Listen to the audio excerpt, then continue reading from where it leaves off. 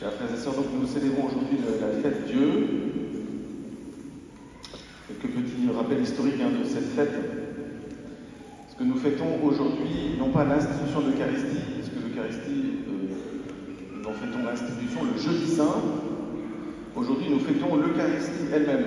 C'est-à-dire nous fêtons la présence réelle du Christ dans l'Eucharistie, c'est-à-dire dans les apparences du pain et du vin, mais qui ne sont plus, après la consécration du pain et du vin, qui sont réellement le corps et le sang du Seigneur Jésus lui-même en personne. Alors, l'origine historique de cette fête, c'est au XIIIe siècle, une sainte de Belgique, sainte Julienne du mont Cornillon, a reçu une apparition de la lune avec un bandeau noir dessus qui séparait la lune en deux parties. Elle n'a pas compris tout de suite, on ne peut pas lui en vouloir. Elle s'est fait aider et le Seigneur lui a fait comprendre qu'il manquait dans l'Église une fête qui honorait la présence réelle du corps et du sang du Christ dans l'Eucharistie. Du coup, la lune, si vous voulez, elle symbolise l'Eucharistie. Et puis le bandeau noir, justement, ce qui manquait. Il y avait une vérité qui manquait, il y avait une célébration qui manquait. Voilà, donc le pape de l'époque a demandé à saint Thomas d'Aquin d'écrire une liturgie pour honorer la fête du Saint-Sacrement. Voilà, je vous rappelle que cet après-midi, il y a une procession qui partira de l'église Saint-Georges à 16h avec Monseigneur Braque de la Perrière, évêque auxiliaire de Lyon, et qui s'achèvera ici à Saint-Dizier, une procession dans les rues de Lyon. Parce que justement, le Seigneur a voulu que son Eucharistie soit montrée, soit vénérée, adorée, crue, enseignée, mangée et adorée. Alors vous, les enfants, vous allez recevoir Jésus pour la première fois tout à l'heure. J'espère que chacun d'entre nous, nous nous souvenons de la première fois où nous avons reçu Jésus. Moi, c'était à l'âge de 8 ans, à Châteauneuf de Galore. Si vous en souvenez, c'est que vous êtes sur le bon chemin de la sainteté, parce que beaucoup de saints racontent avoir un souvenir très vif de leur première communion et d'avoir reçu des grandes grâces. Sainte Thérèse de Lisieux raconte avec force les grâces qu'elle a reçues le jour de sa première communion. Je vous renvoie aussi au bienheureux et bientôt Saint Carlo Acutis. Vous connaissez, un saint qui est mort à l'âge de 15 ans, qui est enterré à Assise. Son corps est exposé. C'est un saint qui était un grand fan, un geek, il aimait beaucoup l'informatique, mais c'était surtout un geek de Dieu. Il était branché sur Dieu et il avait un attachement très spécial à l'Eucharistie. Il dit que l'Eucharistie, c'est l'autoroute vers le ciel. Vous voyez, donc vous les enfants, vous allez recevoir l'autoroute vers le ciel. L'autoroute, c'est une route qui normalement est plutôt bien goudronnée. Et puis, ça ne tourne pas trop, donc on va assez directement au but. Et puis on peut aller assez vite, tout en respectant les limites. Mais ça nous permet d'aller plus rapidement au but. Parfois il y a des chemins de traverse dans la campagne, même si la campagne est très belle, mais là c'est l'autoroute, dit Carlo Acutis. Ça veut dire que c'est vraiment l'aliment qui nous propulse vers le ciel. Parce que la destination de l'Eucharistie, ce pourquoi nous mangeons Jésus, ce pourquoi vous allez recevoir Jésus tout à l'heure, c'est le ciel. Alors pas tout de suite. D'abord le ciel va venir à vous. C'est ce qui va se passer quand vous allez recevoir Jésus tout à l'heure dans votre bouche et votre cœur. C'est le ciel qui va descendre jusqu'à vous. Et un jour, ce ciel-là qui est descendu jusqu'à vous, vous prendra avec lui vers Jésus. Quand nous mourrons, pas tout de suite, mais plus tard, un jour, on va quitter ce monde et on va passer dans l'autre monde. Et là, cet autre monde, ce sera ce qu'on appelle la patrie définitive. Ce sera la destination finale. Là, il n'y a plus de tristesse, plus de pleurs, plus d'inquiétude. On sera dans la joie éternelle. Et bien, quand nous mangeons Jésus dans l'Eucharistie, nous mangeons le paradis. Nous mangeons cette joie éternelle qu'on verra et dont nous vivrons le cœur rempli d'amour au ciel, au paradis. Vous voyez, bienheureux Carlo Acutis, lui, maintenant, il est arrivé à destination, il est arrivé au ciel.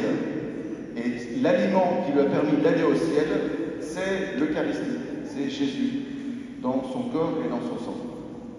Alors, les lectures d'aujourd'hui, je voudrais m'arrêter simplement sur deux pour le coup. Le premier, c'est que les lectures parlent beaucoup de préparation. Dans le livre de l'Exode qu'on a entendu, le passage qu'on a entendu, il est parlé de quelques garçons, on les oublie souvent, hein. Puis il chargea, donc Moïse, chargea quelques jeunes garçons parmi les fils d'Israël d'offrir des holocaustes et d'immoler au Seigneur des taureaux en sacrifice de paix.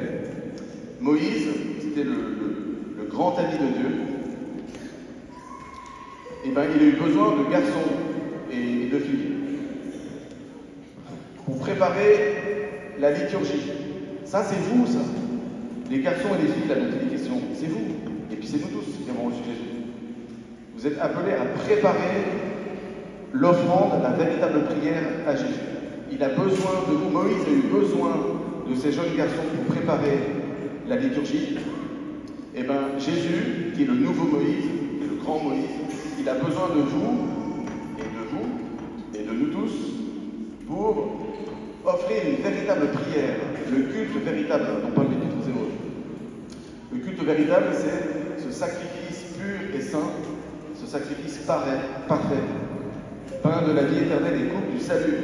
C'est Jésus qui se donne à nous. Et puisque son sacrifice est parfait, parce que le prêtre, qui est Jésus, est parfait, il n'a pas besoin de refaire plusieurs fois le sacrifice, il est efficace une fois pour toutes, et bien, c'est très, très puissant, très fort, et ce sacrifice nous conduit à Jésus.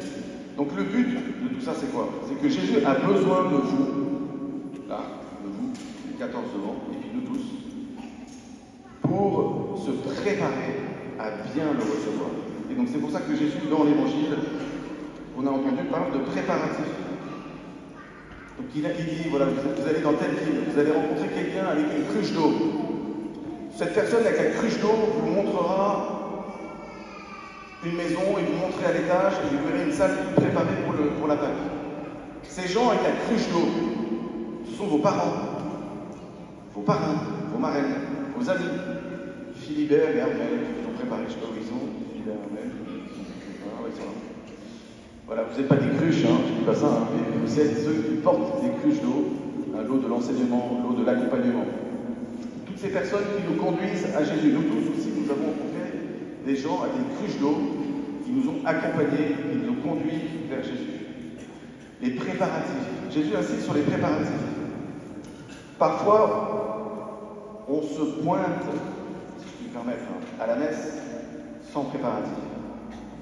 On arrive, on est à peine habillé, à peine lavé, on s'est fait à l'arrache, et puis on a fait grasse mat, c'est bien, c'est dimanche, puis on arrive, puis voilà, on papote avant la messe, sauf ici, hein, et puis on ne s'est pas confessé depuis des plombes, et puis on arrive, la bouche sale et surtout le cœur sale, parfois, le cœur qui n'est pas fait. Jésus dit, moi je suis à fond avec vous dans cette présence réelle de l'Eucharistie. Mais s'il vous plaît, faites les préparatifs. Faites-y les préparatifs. Les préparatifs, c'est pas simplement s'habiller sans dimancher, même si c'est important. Je vois qu'il y en a plein qui sont endimanchés ici. C'est bien. Mais c'est surtout endimancher son cœur. Et l'endimanchement du cœur, c'est la confession. Hier, tous les enfants ont reçu le sacrement de la réconciliation, le sacrement de la confession. C'est ça l'ultime et vrai préparatif à l'Eucharistie. Entrer dans la miséricorde de Dieu, c'est ce qui nous prépare le mieux possible. C'est ce qui fait que le cœur est comme les vêtements qu'il porte ici, tout blanc, le cœur pur, le cœur prêt. Voilà. Si je sens que mon cœur n'est pas prêt, c'est pas grave. Je ne suis pas obligé de communier, je peux me présenter, le prêtre vous bénira, et puis dès que vous pourrez, il y a des permanences ici et ailleurs pour vous confesser, là vous pouvez entrer dans ces préparatifs que le Seigneur vous demande de vivre. Et puis après, il y a les préparatifs et puis les post-paratifs, je ne sais pas comment dire. C'est ce par quoi termine l'Évangile. Après avoir communié et donné l'Eucharistie à ses apôtres, l'Évangile dit qu'il a chanté les psaumes et il partit pour le mont des Oliviers. Chanter les psaumes, ça veut dire rendre grâce à Dieu par la prière.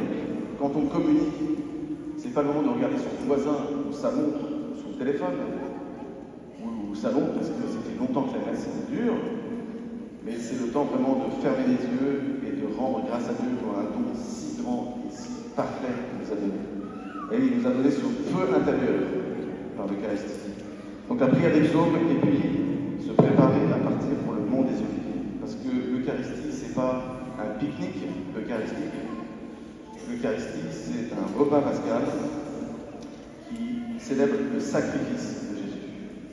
On ne peut pas avoir une vie intense avec l'Eucharistie si on n'est pas prêt à recevoir en nous ce qui fait la fécondité de l'Eucharistie. C'est le mystère de la croix du Seigneur. On ne peut pas être un ami de Jésus, un ami de l'Eucharistie, sans accepter qu'il faut aussi passer par le mont des Oliviers et qui nous conduira à la résurrection. Voilà, on va demander pour vous, les 14, et puis pour nous tous, qui sommes aussi toujours des jeunes garçons et des jeunes filles dans la foi, on va demander au Seigneur la grâce des préparatifs, de toujours nous approcher du Seigneur avec un cœur préparé, et puis avoir un cœur reconnaissant, de ne pas repartir de nos communions comme si on avait mangé un aliment terrestre, mais en nous souvenant que nous avons mangé un aliment du ciel. Et la grâce qu'on va demander spécialement pour vous, et pour nous tous, c'est d'avoir le cœur aussi brûlant tous les jours que le cœur que vous avez brûlant aujourd'hui. Que le feu que Jésus va vous donner dans l'Eucharistie aujourd'hui soit le même feu qui va vous brûler intérieurement tous les jours jusqu'à la fin de votre vie et pour que ça brûle pour toujours dans l'éternité. Amen.